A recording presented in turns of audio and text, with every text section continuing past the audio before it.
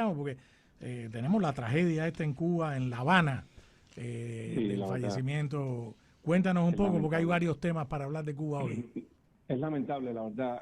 Primero lo había confirmado el diario 14 y medio, que llamó a la funeraria del Nacional de la muerte de este bebé de solo 5 meses, y confirmaron que había sido velado ahí.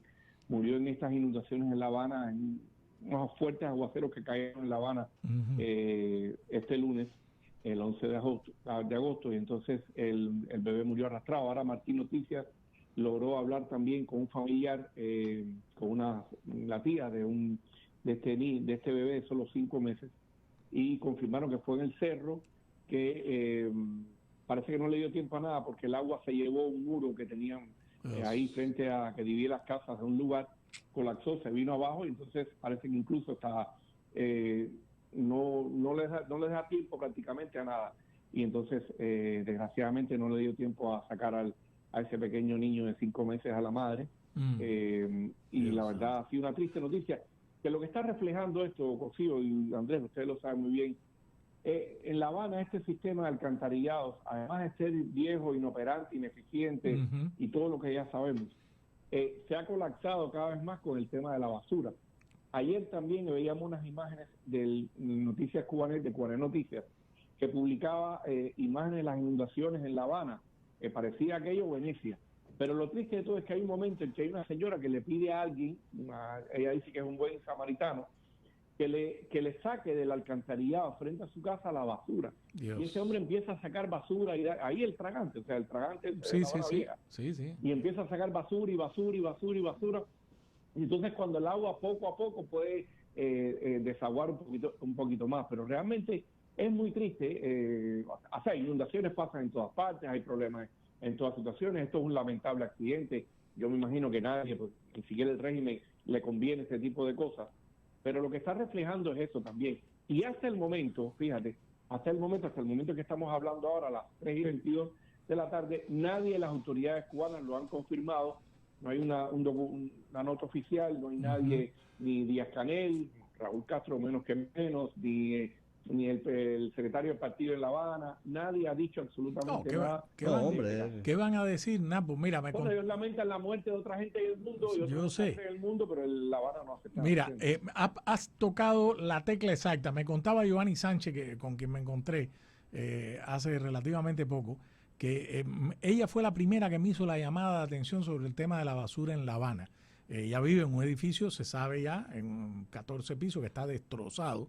Y aquello parece una imagen de la Segunda Guerra Mundial.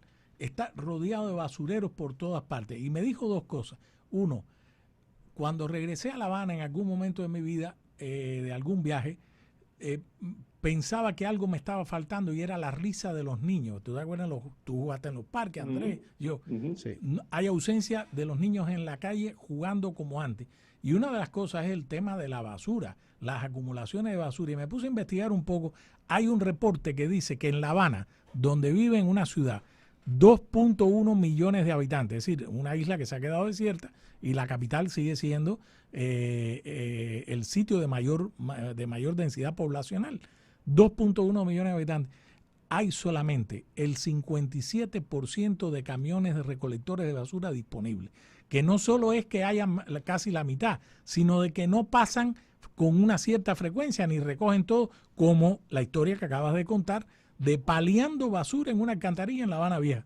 Donde tú te acuerdas, Andrés, tú y yo que vivíamos en La Habana Vieja, las esquinas de las alcantarillas eran, o sea, hasta tú cabías, se te caían bolas, Sí, no, hombre. bolas, pelotas cuando jugábamos en la calle Había que y tú te tener. metías ahí. Había que tener. Exacto, sí. Imagínate lo que ha dicho, que paliando basura en una esquina de una alcantarilla. En medio de la inundación con las manos. O Imagínate sea, tú. fue que la señora, le pide a alguien, algún amigo, un vecino, no dice quién, ella le llama un buen samaritano, Ujú. y ese hombre con las manos, ahí empieza a sacar, ahí están las imágenes, o sea, empieza a sacar la basura del tragante, que hace una esquina ahí para Dios. que pase el agua, a ver si no llega el agua. Y entonces, lo triste de todo es que muere este pequeño, de solo 5 meses, toda una vida, o sea, ese niño, Dios y santo. es triste además que esté pasando y que esta gente ni siquiera hasta el momento ya fue enterrado y todo, no hayan dicho absolutamente nada. Nadie ha salido a expresar sus condolencias. Absolutamente. Es una impunidad y un descaro. Es que es una responsabilidad del Estado. No es que haya sido un accidente. Es una responsabilidad del Estado cubano. Y por eso no salen a decirlo. Como los derrumbes. Como los derrumbes. Nosotros que vivíamos en La Habana bien, en Centro Habana. Tú mismo, ese es el tema de la responsabilidad social de un Estado. Cuando uno habla de la responsabilidad del Estado, en temas de salud, en temas social, ahí está. Oye, por cierto, repasando aquí 14 y medio, encuentro un artículo donde habla de los rumores que circulan por La Habana y hay uno que llama la atención entre los varios rumores. Uno de los rumores dice que Raúl Castro ha dado la orden de ejecutar a aquellos funcionarios militares que hayan sido testigos de hechos cuya publicación significaría un duro golpe para el régimen, dice el artículo. Y entonces explica aquí cuál ha sido el detonante, o sugiere, recuerden que es un rumor, sugiere que el detonante, según los rumores, es un robo de documentos perpetrado supuestamente por el maestro de artes marciales de su nieto, Raúl Guillermo, el Cangrejo. Raúl Guillermo Rodríguez Castro. Interesante los rumores que circulan y muy interesante que lo publique 14 y medio. O sea, a ver, el maestro de artes marciales del Cangrejín dio a conocer unos documentos. Filtró unos documentos, quién sabe las razones por cuál. Claro. Hay que averiguar, dice el nombre del... No, hay que ver si el tipo se quedó. Oh, vamos a averiguarlo. Sí. Vamos a averiguarlo. Hay que ver. Digo, se tiene que haber quedado porque si no lo fríen. Sí, o puede haber sido arrestado. Di Nápoles, ¿cómo? Que yo sigo insistiendo que el desmadre ha tomado... El desmadre. La palabra en Cuba ha tomado un significado cada día más asombroso. En esa isla que parecía todo controlado, todo... Bien atado.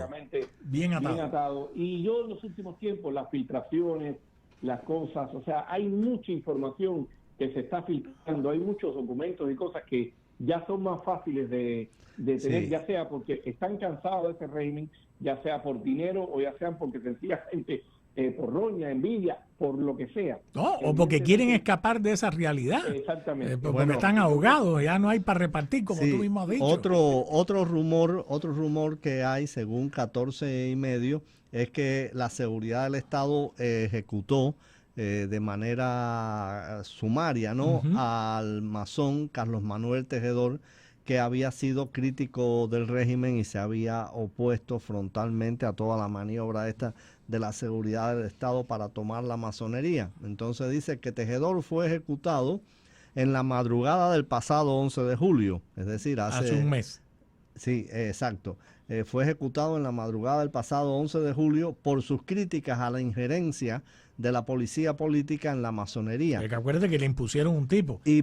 Había dos ministerios de la masonería. Y por la posibilidad de que movilizara a sus hermanos masones en una protesta. Dice que los hombres... acuérdate que hubo una protesta un domingo que no les dejaban entrar. Claro, dice que los asesinos eran dos hombres que lo interceptaron en una calle de La Habana oscura y que tenían 2 mochilas y lo apuñalaron a traición.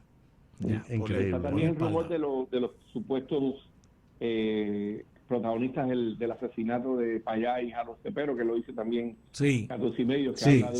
Habla y menciona nombres de gente involucrada en los asesinatos de Osvaldo Payá y Jaro Cepero, un teniente coronel de apellido Márquez, un mayor sin apellido y de nombre Jairo, y una persona cuyo grado no se especifica, que se llama Luis Armando Palacio Suárez. Eso me imagino que Rosa María Payá ya lo tenga. El rumor siempre es muy difícil de reportar, ¿no? Pero en el caso de Cuba, los rumores tienen que convertirse en noticia por una simple razón, o sea, porque no hay manera de verificar, de verificarlo. Entonces, ellos mismos se buscan que los rumores y las cosas no confirmadas y extraoficiales se conviertan en una noticia en las redes sociales y por los medios independientes y hasta por la gran prensa, porque llega un punto determinado y dice, bueno, ¿cómo yo confirmo esto? No hay periodismo de investigación. No, y porque detrás de eso has puesto un punto central, Nápoles, porque detrás de todo eso siempre hay un hecho. Por ejemplo, los rumores de que había sido defenestrado después de la aparición de los primeros episodios de Síndrome de La Habana a finales de 2016 y principios de 2017 del niño Alejandro Castro el Tuerto Espín. No apareció más en la vida pública hasta el 2024. Claro. Entonces, el rumor que existía, no, lo metieron en plan pijama, estuvo involucrado, es que estaba un hecho, que de la noche a la mañana el hombre que llevaba las relaciones con Rusia desapareció y fue desmantelado el aparato ese que inventaron de el Consejo, ya existía el Consejo Nacional de Defensa, pero era para ocuparse de los huracanes, de no sé qué, no tenía el peso que tuvo Alejandro Castro Espín. Entonces sí, detrás de las versiones, a mí me gusta en vez de rumor llamarlo versiones, porque rumor me suena a chisme, versiones es cosas que tú todavía no puedes confirmar, pero que detrás puede haber un hecho o aparentemente señales de que algo está ocurriendo. Sí, mira, aquí nuestro oyente, el bombero, dice que el entrenador del Cangrejo, según él se llama Raúl Rizzo. Raúl Rizzo no murió, el que era... Un sensei, dice. Sí, fue ese murió. Me parece que Raúl Rizzo murió, lo voy a buscar, o si no murió, está muy viejo, y fue uno de los grandes practicantes que llevó adelante el karate en Cuba, el karate do, no el karate do, que es un estilo, eres Ruchimón o uno de los estilos, que por cierto el Ministerio de Interior o los aspirantes a ser miembros del Ministerio de Interior era en un gran tiempo los que practicaban el karate. Aquí en la historia de él dice que fue entrenador de la KGB también. Fue entrenado, sí, lo llevaron. Sí. Caso de Raúl Rizzo también, sí. Así fue. Y que enseñó el estilo Yoshimon Chorin fue lo Ryu en distintos países. Hay que preguntarle, tú sabes, a Cuspinera, al maestro José Cuspinera Navarro, que es 10º Dan y está aquí en Miami y practicó con Rizzo y es un maestro no en esa, sino en varias artes marciales, incluyendo Jiu-Jitsu, y mira, lo voy a llamar hoy y le voy a preguntar porque él se sabe bien la intrahistoria de los personajes detrás de esa película. Pero bueno, no sé, porque después a Cuba, después de la primera etapa que llegaron maestros judokas, después llegaron de Japón, llegaron karate, llegó también gente de Corea del Norte a entrenar, hicieron su propio sistema de defensa personal, pero es interesante porque habría que averiguar, Napo, tú que eres un acucioso investigador, de quién se trata. Y casi todos daban clases en la Escuela de la Seguridad Personal, de donde el niño, el cangrejo, fue un alumno, no sé si avesado, pero por lo menos privilegiado. Sí, lo prueban. Es difícil que alguien se atreviera a suspenderlo. Sobre todo después que le quitaron un dedo. Es difícil.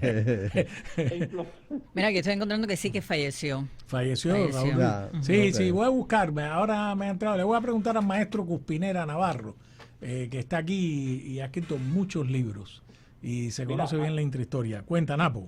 La otra, hay varias noticias. No sé si seguimos por la parte de las víctimas o la muerte. Seguimos. Sí, no. Tenemos para traer y llevar, como dijimos, tenemos lo de Aymara Nieto, tenemos lo de Gaesa, tenemos varias cosas. Exactamente. Que por cierto, lo de Aymara Nieto es, me parece muy bien que se haya ido, pero es de los prisioneros que acepta salir de la cárcel para abandonar el país. Sí, pero oye, el régimen, yo sé, pero con una hija chiquita, con hija mayor. Yo haría lo mismo, yo ni me hubiera metido a nada. Yo me alegro mucho por ella, la verdad. Sí. Yo creo que ya, yo siempre se lo digo a todos los presos políticos, no, porque tuvimos que irnos, bueno, pero es que ya usted tiene un papel en la historia, o sea. Sí, claro. Y sobre todo ella. 2018 esa mujer está presa. Del 2000, Aymara Nieto, dama de blanco del 2000. O sea, lleva 7 años encarcelada. La verdad. Y no una cárcel con aire acondicionado, o sea, es una cárcel cubana con todas las implicaciones que eso tiene. Y entonces a la mujer le dijeron, mira, tienes que irte o te sigues en prisión. Claro. Y realmente llega un punto determinado en tu vida en el que tienes que decir, espérate un momentico. Ya, porque ¿cuánto más? Yo me voy porque ahí lo que me espera es que es una dictadura extremadamente cruel, malévola y cruel. Y cruel. Con los disidentes, y vemos el caso en este sentido, los casos tanto de José Daniel Ferrer como de Otero Alcántara. Y Félix Navarro, que está muy enfermo. Félix Navarro está muy enfermo. Y Félix Navarro, que la dictadura es, si no te vas, te dejo en la cárcel. Mira a José Daniel Ferrer, que lo sueltan y a los 5 días lo vuelven a meter. Si no te vas, te dejo en la cárcel y te convierto en un guiñapo humano. Y si te vas, pues te convierto en un guiñapo simbólico. Así es. ¿Te das cuenta? O sea, por eso, déjame decirte, por eso a esta gente, por eso con esta gente, desde que están en primaria, hay que tomar medidas con ellos. Tú vuelves con lo mismo. Exacto. ¿Tú crees que en la niñez hay malevolencia, Andrés? No. Con esta gente no hay posibilidad. Dime tú cómo uno lidia con una dictadura, cómo uno lidia con unos gobernantes que llevan 60 años haciéndole a su pueblo, haciéndole a su gente ese tipo de barbaridad. Ella le hizo el cuento en una entrevista que le dio a Rosa María Payá. Ella Payá transmitió un fragmento de la entrevista. En el momento en que ella dice, no, es que no, ni siquiera me dieron, o sea, a mí me sacaron directamente de la prisión para el aeropuerto. No me dejaron ni siquiera ir a mi casa, despedirme de mi familia. Incluso en el aeropuerto todo era, o sea, ella estuvo presa hasta el momento que se montó en el avión. Sí.